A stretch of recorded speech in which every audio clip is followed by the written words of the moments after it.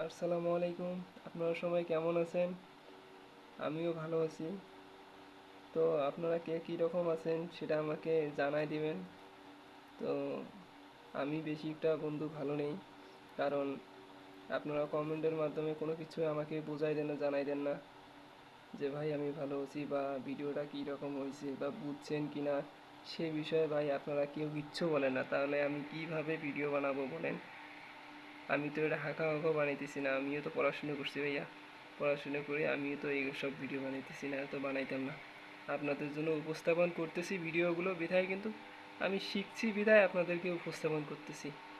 তো ভিডিওগুলো আপনাদের কাজেই লাগবে, সেটা তো আমার কাজে লাগবে, আপনাদের কাজে লাগবে। আপনাদের ভবিষ্যতে কাজে লাগতেও পারে। ভিডিওগুলো দেখবেন, শিখবেন। না দেখলে তো, না বুঝলে তো আপনারা শিখতে পারবেন না, বুঝতে পারবেন না। অন্য অন্য ভিডিও তো অনেক ভিডিও দেখেন, অনেক ভিডিও লাইক কমেন্ট শেয়ার সব কিছুই তো করেন। তো আমার তো ভিডিও তো এমন না যে অকাজে ভিডিও, এটা তো বলা কিছু করা যাবে না সেই রকম তো না। আমি তো আপনাদের মাঝে ভালোই ভিডিও ছাড়ি, এ তো খারাপ ভিডিও না। এই ভিডিওটার মাধ্যমে আপনাদের অনেক অনেক টাকা, যেগুলো টাকা লস হয়েছে সেই টাকা লস হবে না। বা আপনারা আগেই সতর্কতা হয়ে থাকবেন, যেটা সতর্কতা ছিলেন না এখন সেই বিষয়ে সতর্কতা হয়ে থাকবেন। তাহলে বিদায় কিন্তু আপনাদের কিন্তু কোনো ক্ষতি হবে না, কোনো ক্ষতি সাধন হবে না। তো আমি এই জন্য এই ভিডিও বানাইতেছি। অন্য অন্য ভিডিও হলে সেটা এক পর্যায়ে ভালো, সেটা অন্য পর্যায়ে চলে যেত, কিন্তু অন্য ভিডিও এটা না। এটা আপনাদের ভালোর জন্য এই ভিডিওটা তৈরি করছি। এ আমি যে ভিডিওটা তৈরি করতেছি, এই ভিডিওগুলো কিন্তু আপনাদের একসময় কাজে লাগবে। তো আমি যে এত কথা না বাড়াই, আপনাদের মাঝে আমি এই একটি নতুন ডিজাইনের বাড়ি তৈরি করছি। নতুন ডিজাইনের বাড়ি, তো বন্ধুরা দেখতে পাচ্ছেন চিত্রটা বেশি একটা সুবিধার হয়নি, কারণ আমি তাড়াহুড়োতে এই চিত্রটা আর্ট করছি। মানে সময় পাইনি, এক জায়গায় যাবো আর কি, তাড়াহুড়িতে চিত্রটা আর্ট করছি। এখানে কিছুটা বাঁকা হয়েছে, যাই হোক। এগুলো কিন্তু চিত্রটা, আগের যে ম্যাপটা তৈরি করছি ওর হচ্ছে আর কি, এটা ভিন্নতা দেখতেই পাচ্ছেন যে এই সাইড চতুর্থ সাইডটা দেখছেন যে স্কোয়ার একটা ম্যাপ। তো এইখানে দেখতে পাচ্ছেন 4টি বেডরুম, এই একটা একটা একটা একটা 4টি বেডরুম। তো এখানে আছে 13 বাই 12, 13 বাই 12, এদিকে 12 বাই 12, 12 বাই 12। তো আমি কিন্তু আগেই বুঝে দিছি, আপনাদের আগের ভিডিওতে বুঝে দিছি যে কিভাবে 12 আসলো, কিভাবে 13, কোন দিকে 13 কোন দিকে 12, সেটা আমি আগে বুঝে দিছি। আপনারা যদি না দেখে থাকেন তো আগের ভিডিওটা আপনাদের, আমি যে ভিডিও ছাড়ছি ওই ভিডিওতে গিয়ে দেখেন, দেখে আসবেন। তো এখন দেখতেছেন যে 4টে বেডরুমের মধ্যে একটা কিচেন রুম আর একটা হচ্ছে নামাজ রুম। আমি কিন্তু এটা নামাজ রুম বানাই দিছি, এটা কিন্তু পশ্চিম দিকে হবে, ঠিক আছে? এটা নামাজ রুম বানাই দিছি। আর দুইটা বাথরুম বানাই দিছি, দুইটা বাথরুম বানাই দিছি, কারণ বাথরুম এইদিকে হবে না, কারণ এইদিকে নামাজ ঘর আছে, নামাজ ঘরের সাথে বাথরুম হওয়া উচিত না। যারা দেয় তারা দেবেন না, আজ থেকে দেবেন না, কারণ নামাজ ঘরের সাথে কখনো বাথরুম লাগা যাবে না। নামাজ ঘর এক সাইডে রাখতে হবে। নামাজ ঘর হচ্ছে আল্লাহর কায়েম, আল্লাহর যে কায়েমগুলো করবেন সেটা পাক জায়গায় করবেন, নাপাক জায়গায় করা যাবে না, তার আশেপাশে কোনো নাপাক জায়গা রাখা যাবে না। তো এই জন্য আমি দুই দিকে দুইটা বাথরুম দিছি। তো এইখানে দেখতে পাচ্ছেন যে এটা কিচেন, এটা নামাজ ঘর, দুইটা বাথরুম, আর এটা হচ্ছে ডাইনিং রুম। ড্রয়িং রুম হিসেবে ব্যবহার করতে পারেন। এখানে হচ্ছে মাঝে একটা টেবিল রাখলে, সোফা চতুর্থ সাইডে রাখলে অনেক সুন্দর দেখা যাবে। এই চতুর্থ সাইডে কিন্তু স্পেসটা অনেক বড় হয়ে থাকবে। তো এখানে যে, এখানে আমি ড্রয়িং রুম দিয়েছি 14 ফিট, 14.5 ফিট দিছি। 14.5 ফিট আপনারা হিসেব করে দেখবেন সব কিছু ঠিকঠাক আছে। তা আমিও বুঝাই দেবো হিসাবটা, আগের ভিডিও তো হিসাব হিসাব বুঝাই দিছি, এখন কিছুটা বুঝাই দেবো। তো এখানে এসে সিঁড়ি আছে, এই দিক দিয়ে উঠার সিঁড়ি আর কি।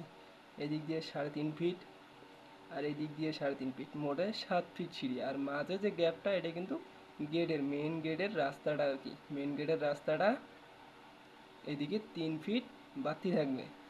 3 ফিট দিছি আমি মেন গেটের রাস্তাটা আর কি। তো মোটে হচ্ছে এদিকে 7.5 ফিট, এইদিকে 3 ফিট 10 ফিট, ঠিক আছে? আর এদিকে 12 12, 12 12 24, ঠিক আছে? আর 10 হচ্ছে 34, 34 আছে। এদিকেও 34, এইদিকেও 34 আছে, এদিকে 32, এদিকেও 32 আছে, ঠিক আছে? আমি স্কোয়ার একটা জমি আপ করছি। তো এই বাড়িটা করতে কত স্কোয়ার ফিট জমি লাগবে, তো তাই তো আমি এটা বার করব। এটা বার করতে হলে আমার গুণ করতে হবে। তো আমি এখানে গুণ করে রেখেছি। এখানে হচ্ছে 1088 এফএক্স, মানে আমাদের স্কোয়ারটা লাগবে, জমির স্কোয়ারটা লাগবে। তো এখানে আমি যে বাড়িটা তৈরি করছি, এখানে বাড়িটা তৈরি করার মাধ্যমে আমাদের কলাম, আমি কিন্তু কলামের হিসাব কিন্তু আগে বোঝাই দিছি এর আগের ভিডিও। তো কলাম যে কিভাবে করতে হয়, কত টাকা খরচ হবে একটা কলামে, সেই হিসেবে যতটা কলাম আছে অতটা কলামের গুণ করলেই কিন্তু কলামটা পেয়ে যাবেন। তো এখানে দেখতেছেন কলাম আমি দিছি একটা, দুইটা, তিনটা, চারটা, এখানে পাঁচটা, ছয়টা, সাতটা, আটটা, ঠিক আছে, আটটা, এই যে নয়টা, দশটা, এগারোটা, বারোটা, বারোটা কলাম দিছি। আর এখানে একটা কলাম দিছি, এটা আপনারা দিতেও পারেন, নাও দিতে পারেন, ঠিক আছে। আমি মোটে 13টা কলাম দিছি, ঠিক আছে। এখন 13টা কলামের মধ্যে আমাদের সাইজ হবে 10 10। 13টা কলামের সাইজ কত হবে? এটা 13টা কলাম আছে এখানে, 13টা কলামের সাইজ আছে, আমরা দেবো 10 10 ইঞ্চি করে দেবো 13টা কলামের সাইজ।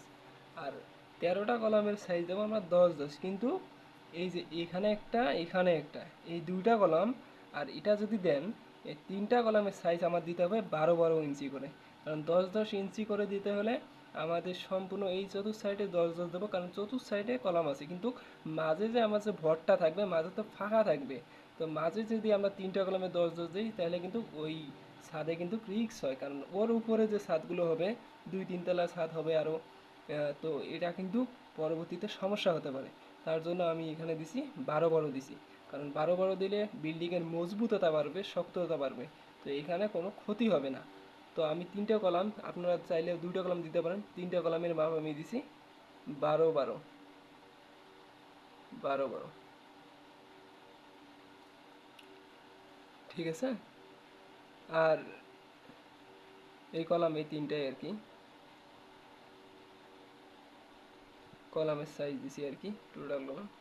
তো এখানে হচ্ছে কলাম, কিন্তু এখানে আমি হিসাব বোঝাই দিছি, এখানে লেখি নাই, কিন্তু আমি বললাম যে 13টা কলাম আছে, 12টা যেটাই দেন ওটাই আছে। তো এখন যে এখানে লেখা আছে ফাউন্ডেশন, ফাউন্ডেশন 2, আর ফাউন্ডেশন কিন্তু 2, এটা ঠিক আছে।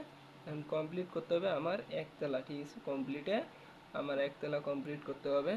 তো এখানে মোট আপনাদের খরচ আসবে কত, আমি হিসাবের মাধ্যমে আপনাদের বোঝাই দেবো, যে আমি কিন্তু এর আগে হিসাবটা করে দিছি, কিন্তু এখন যে একটা কলামে ক্ষেত্রে কত টাকা খরচ হয় না হয় সেই হিসাবে আমি বলে দিছি।